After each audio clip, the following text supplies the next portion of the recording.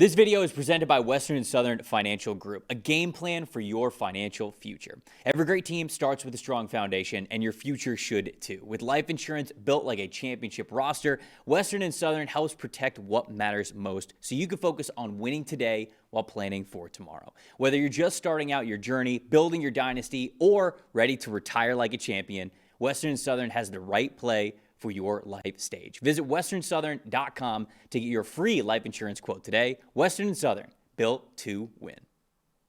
Bills at the Browns this week. Bills coming off of a big win last week. And the Browns, obviously a tough showing against Chicago. And we talked about how much the weather impacted that game. Not ideal. Do you want to talk about the Bills for this matchup, or you want to talk about the Browns side of things? I'll go with the Bills offense here, and obviously their goal first and foremost, even with Josh Allen as their quarterback, they want to run the football at an elite clip, right? And I think this Browns run defense, we've seen it be so good all year, but I think they're starting to wear down a little bit. And you can track these numbers back to week 8. They've really struggled, okay, especially keeping teams contained on the outside. Now, when you look at Buffalo's offense and the way they run it, something you've talked about a lot in the passing game is their offense with multiple tight ends on the field. This combination of Dalton Kincaid, Jackson Hawes, and Dawson Knox out there, all of those guys have had really good games, some of them at the same time in recent weeks. With Bills, when they have multiple tight ends on the field in the run game, they're second as a team in run blocking grade, they're fourth in yards per carry, they're third in yards before contact per carry, and they're second in explosive run rate. That's runs of 10 or more yards. So when you look at what the Browns have been doing lately against multiple tight end sets, because they don't put extra defensive linemen on the field, they run a four-man front as much as anybody in football, and what they do to mitigate that is just widen their defensive ends out even further and try to keep contained with that four-man front. Maybe they'll go single high. They run a lot of man coverage on the back end, so there's 8 guys in the box, but only 4 on the line of scrimmage still, and it's been a problem since week 8. When they have faced runs with multiple tight ends on the field, they've allowed the 5th highest yards per carry in the league. They've just had a problem containing on the edges. They're putting too much pressure on these defensive ends, and these backs are able to bounce to the outside away from all of those second-level defenders and create explosive runs against a Cleveland run defense that early in the year was arguably the best in football. Starting to show the cracks a little bit, starting to wear down. I think the Bills are going to lean into that again with Kincaid, with Knox, with Hawes, and that group of tight ends. They're the third best run blocking group of tight ends in the NFL. I don't expect the Bills to change anything in their offense, and the only thing I have to say in the passing game is when you run a ton of man coverage like the Browns do, you better have somebody with eyes on Josh Allen because he will take off scrambling. On the Browns side of things, obviously they want to run the ball better than they were able to last week. I think that this offense staying balanced is really important for them, even if you do like Shedeur and what he's able to do with the ball in his hands. And when you look at Shedeur this season, he's got 8 big-time throws. He's got 10 turnover-worthy plays. Now, when I went to look at a lot of those turnover-worthy plays to wonder, okay, where are the areas where he's struggling the most? And then you look at the big-time throws and you say, where are the areas where he is succeeding the most? What I found, Dalton, is that I found this on film first, and then I tried to look up the numbers, and the numbers actually back this up.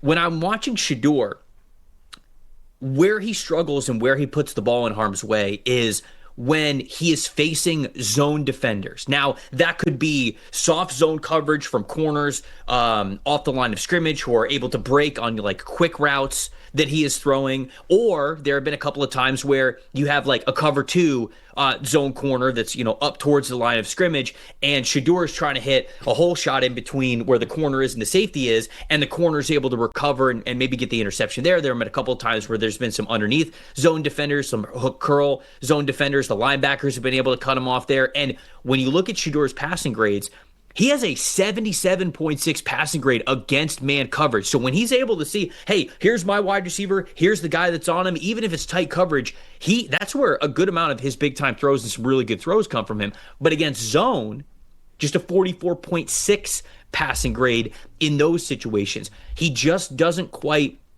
have the understanding yet of how fast these NFL defenders are. And that was something that, going back to the last 2 years when he was at Colorado, I was like, okay, like this is working in college, but that's one of the reasons why I wanted to point out that Shedeur has great touch on his passes, is a really accurate passer, but he doesn't have that top tier arm strength. So when it comes to really fitting those passes in between zone coverages, the margin for error is so much smaller at the NFL level because these athletes they're so much better at recovering and getting from point A to point B and even being able to cut off those passes. Shedeur is still learning NFL defensive back athleticism, and I think that's where he's struggling the most. And unfortunately for this matchup, Dalton, why I'm bringing that up, the Bills play a lot of zone coverage, and they play a lot of different zone coverage, so much so that even Drake May struggled with it last week to the tune of them dropping that game to the Buffalo Bills. And so it's hard for me to look at this game and look at the trend of how Shedeur is learning in his rookie season and think that this is a good game to bet him for. I'm going with the Bills in this one, 24-14. I think that 10-point line there that Buffalo is favored by, I think that's kind of right on. And it'll be interesting to see if Shedeur just continues to struggle with those zone coverages, or if he's able to get a little bit better, maybe play against those and anticipate those a little bit better. Yeah, definitely got to play with better timing to make up for that arm strength. And I think there's a few of those throws where he definitely telegraphed, too. He kind of locks into his first read pre-snap, and he gave away to the defense as well. We've seen a couple of those on those turnover-worthy plays. But I'm with you, 23-13 Buffalo. I do think going and scoring a ton of points in Cleveland is still tough to do. I mean, the Bills are going to have to run the ball. They're going to have to throw it to their tight ends like they always do. I think they get it done, though, against this Cleveland team that's really struggling offensively, especially up front. Everyone's got takes.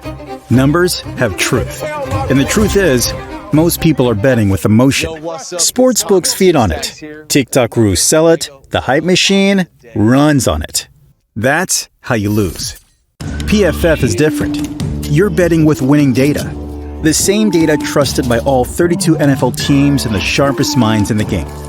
PFF betting tools take every prop, every matchup, every angle, and run them through our custom models. Built on the best football data in the world. What comes back is your edge. Simple, sharp, and built to win. Want to go deeper? PFF puts a pro-level analytics department in your hands, giving you the same insights teams use to find every advantage. Build your game plan with matchup analysis. Project every snap, every matchup, and every edge before kickoff. Because the smartest plays start long before Sunday. Hit rates show how a player performs against their prop and against defenses built the same way. It's the data that gives you real confidence in every pick. Next, Key Insights translates PFF data into the story behind every matchup, giving you the why that powers your bets. From coverage schemes to defensive looks, it's the context that turns raw numbers into winning decisions. When you're ready to take action, filter through every prop on the market and focus on the opportunities that matter, by game, matchup, or value.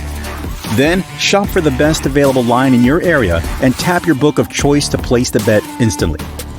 Everyone's got takes, but now you've got truth.